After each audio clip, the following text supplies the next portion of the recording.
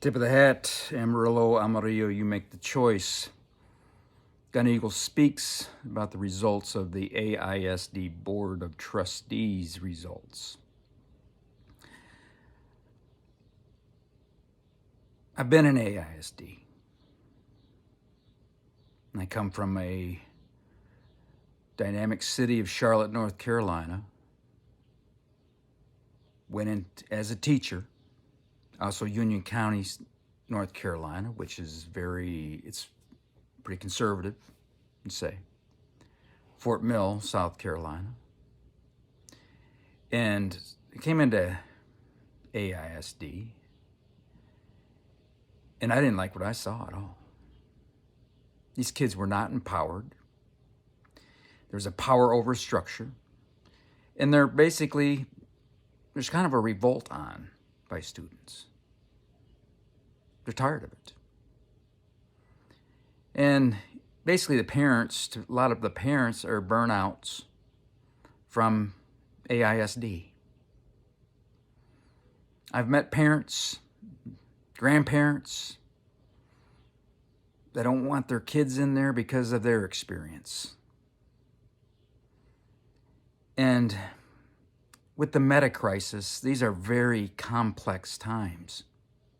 And I guarantee you, unless you're a highly conscious person like me, has been a teacher, has a special education kid, a daughter, taught special education, so forth, no one with the mind out of the 20th century is going to change anything.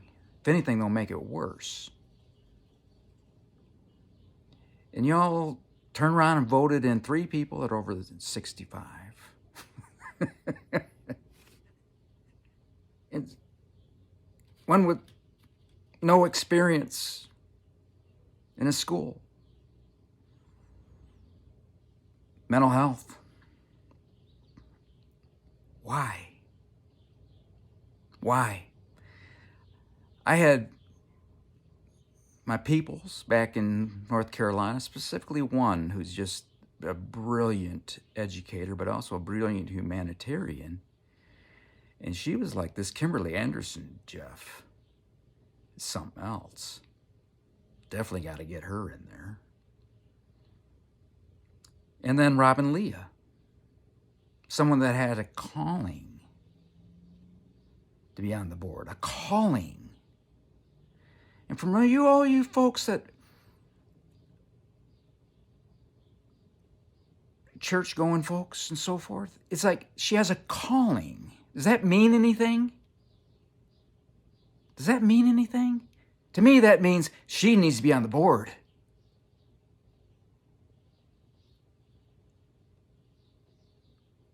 Robin's words, she quoted. They don't have kids in school, nor have they in decades. It's hard for me to believe that they understand what our students and teachers face every day. She does. Did you see the work she did in the last 2 years she talked about? This lady is so dedicated. It's unbelievable. A calling. She followed it, much as like I did. But y'all didn't notice that or listen to that either. When someone has a calling, our call is to support the calling. Much like John had a calling. Been working with and the council. He's been working and did a fantastic job. Changed things for the Parks and Recreation as a volunteer in that board. And he changed things. And he didn't, he got 3rd place, 3rd or 4th place. He had a calling. He needed to be number 1.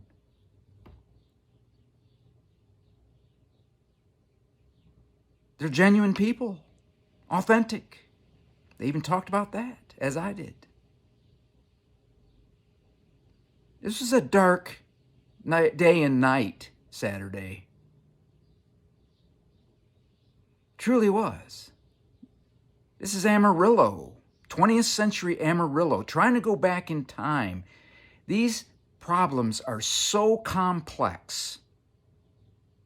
At the core of its mental health. So you can't fix any of this with a board trying to fix things through the 20th century. It's sad. And I'm going to go back to my last video about mental health. To make these choices, one has to question the voters, their mental health. For those of you who did vote for Kimberly and Robin, I applaud you. You're aware of what needs to be. Gun Eagle speaks. Till we meet again.